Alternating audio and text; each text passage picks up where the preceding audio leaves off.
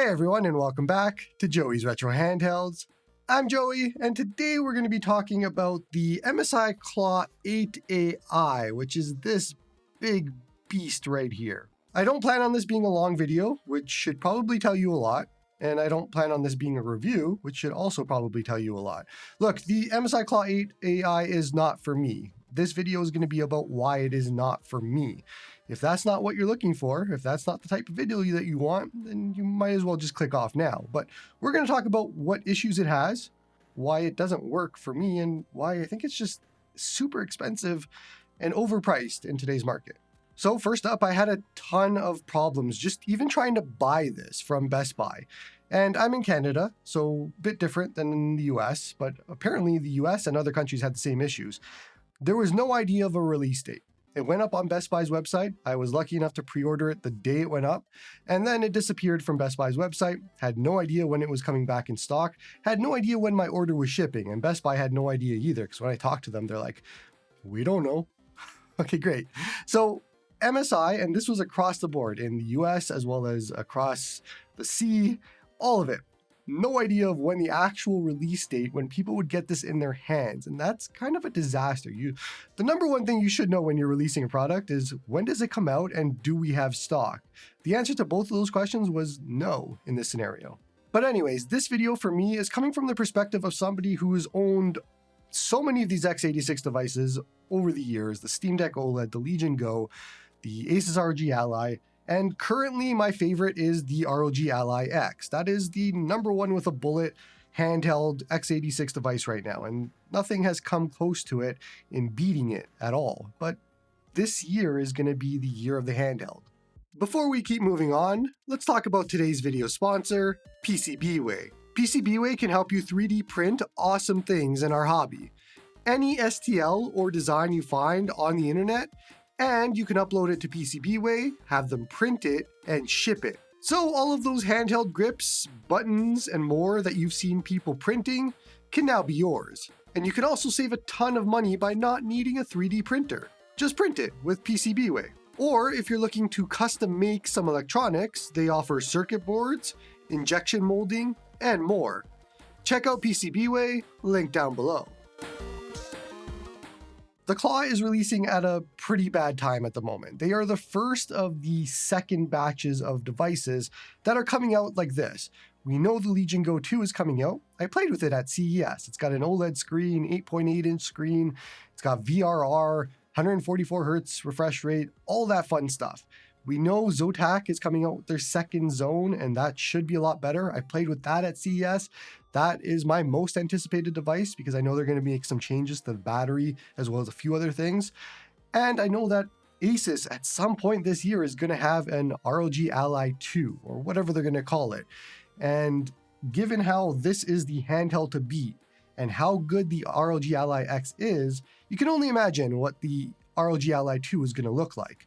So MSI right now with the Claw 8 is coming out at a time ahead of all of these handhelds, and I don't think it's better than even what exists right now. I don't think it's better than the ROG Ally X, put it that way. We'll talk about that, but it is coming out first in a year where we are going to see a ton of these types of handhelds, and so maybe just wait. For me, the ROG Ally X is almost close to perfect from every part of the word. The ergonomics, the comfort of this, like how my hands feel, all of it is fantastic. Then you have the actual power, you have the battery life, you have the screen, which is decent. You have all of these things that combine into a great handheld, and you can even dual boot it into Bazzite if you wanted to. It is the best Linux handheld that you could purchase, which is funny because of the Steam Deck existing, but it is still the best Linux handheld that you can purchase, and it is the best Windows handheld that you could purchase. So it is the best of all worlds. Whereas the MSI Claw 8 AI, for my hand specifically, and I had the same issue with the Legion Go, it is just too big to be comfortable. And I held this at CES, I felt differently there, but playing with it in my house, playing with it daily, I feel entirely different with how comfortable this is. My hands just don't feel good.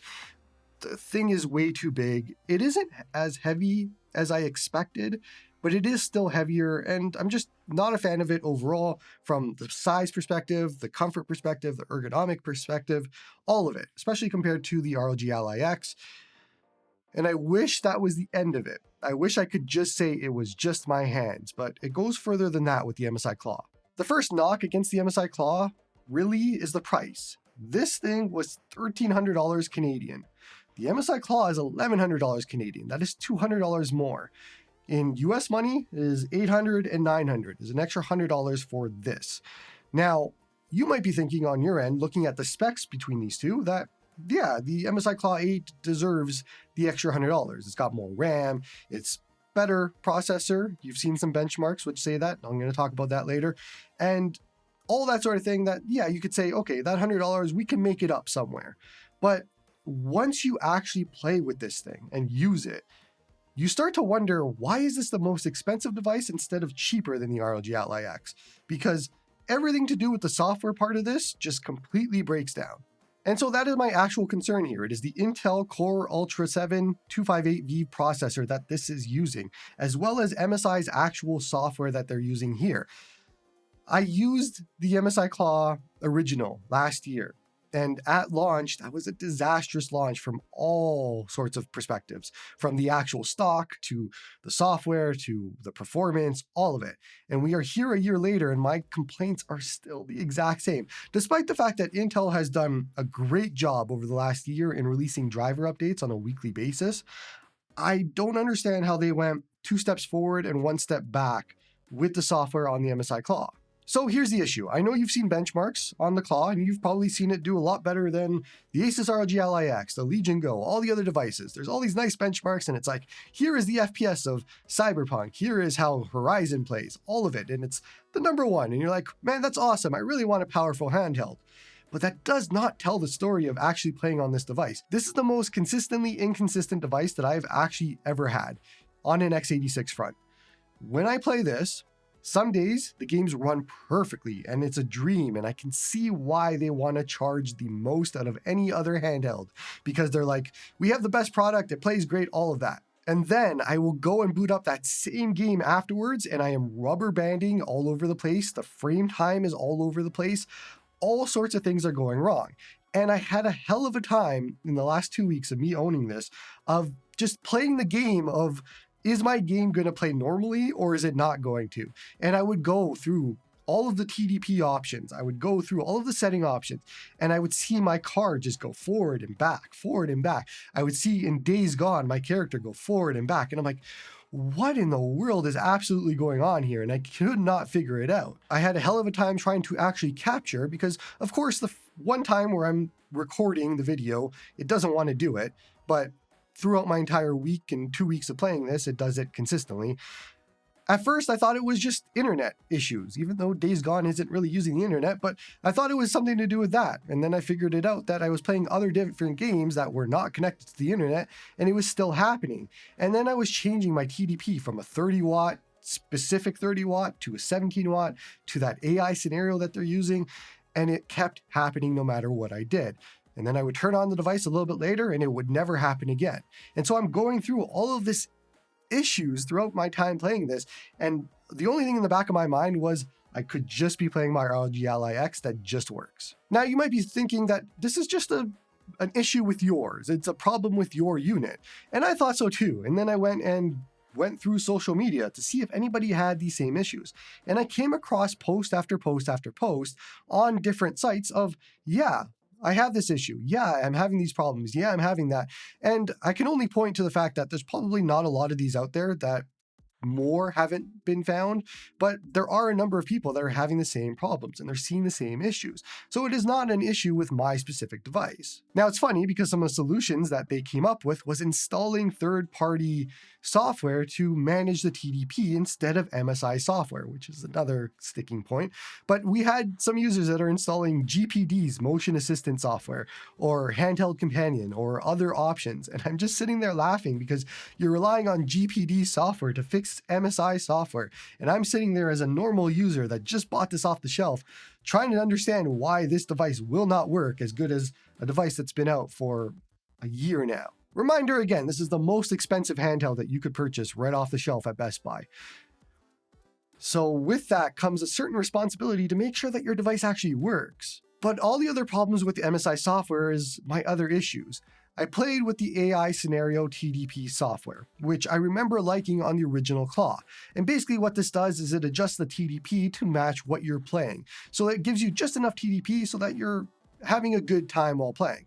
Well, it doesn't work as well on the MSI Claw 8. I had a hell of a time just with it dropping my frames often. Like you'll see a 20, 30 FPS drop going from 30 watt TDP to AI scenario in games where it needs that extra push. It needs that 30 watts. And suddenly it's like, no, I'm going to give you 18 or 19. And your game is stuttering all over the place. It's not playing well. And you're sitting there wondering, well, why would I ever use the AI TDP software when it's just not working properly? And that just goes into another part where I'm like, okay, I can't use the AI TDP software. I'm going to use 30 watt. I tried to use 17 watt, but when you go to 17 watt, a lot of games have problems with frame time issues and that rubber banding. It seems to be more prevalent the lower I go on the TDP scale. So I'm just left there with like, okay, I'm just going to throw this in 30 watt TDP, and the whole AI part of the title of this device is just non-existent. I don't even know why you advertise it if it doesn't work. And so then we get to the other parts of the software, and this is where it's completely half-baked. The control panel is half-baked, and I don't just mean the launcher part of it, which is completely bare bones compared to other options and even free programs that are out there. But I actually mean the control center that lets you change the TDP, the brightness, the volume, and everything. Not only does it not pop up often enough that you can just consider it to be useless at this point, but sometimes it'll pop up and not let you access the parts that you need.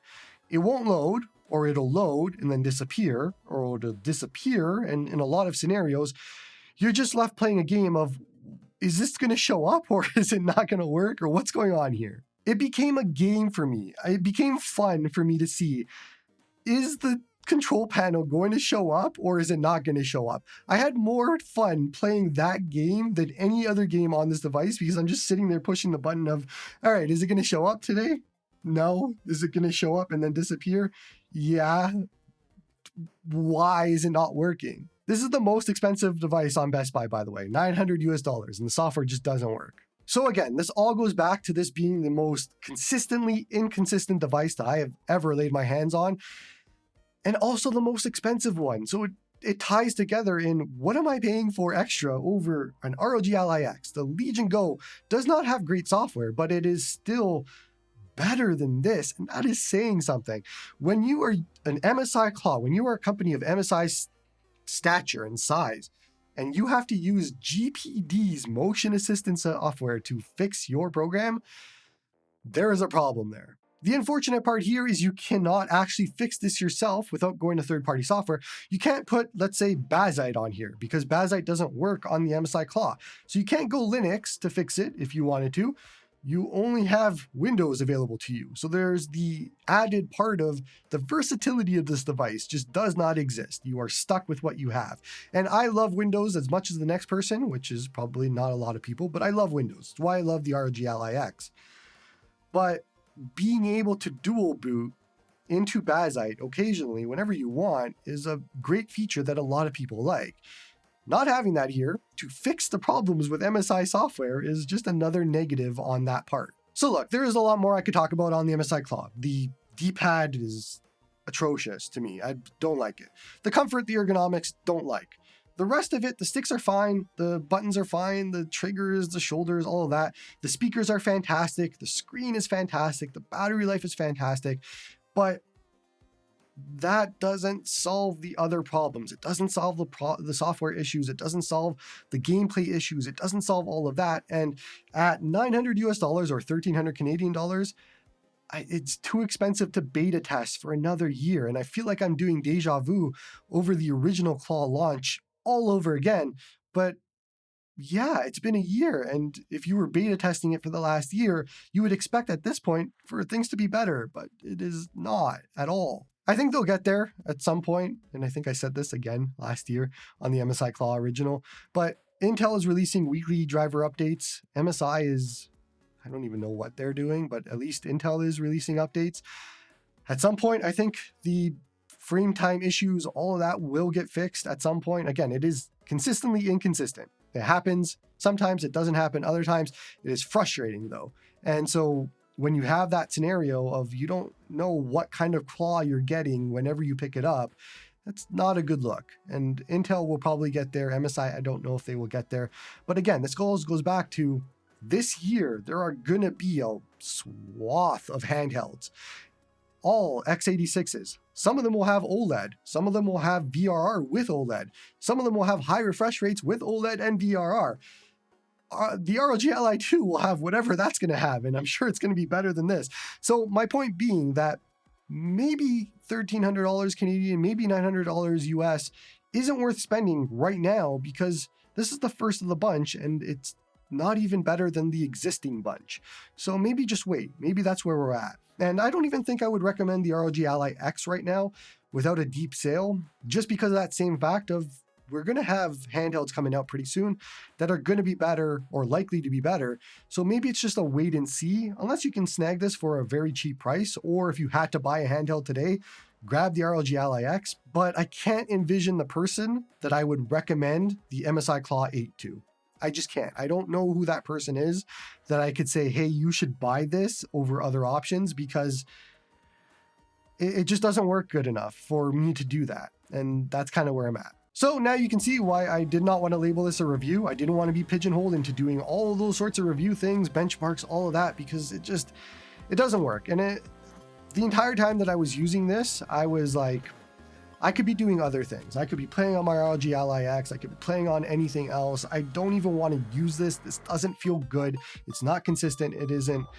I just couldn't wait to return this. And that's exactly where I'm at, is this is going right back to Best Buy because it's not great. It's not good. I can't keep this. I can't justify that price at all for what this is offering. And it's unfortunate because I was really excited for the MSI Claw when I held it at CES. And now I know why they only showed Sonic playing there, because if they would have showed anything else, it would have been easy to figure out what was going on. That's going to be it for this one. Don't forget to like and sub to help the channel grow. Come join me on the Discord to talk all about handhelds like this one. Support me on Patreon if you like my stuff. And hope you all have a good one.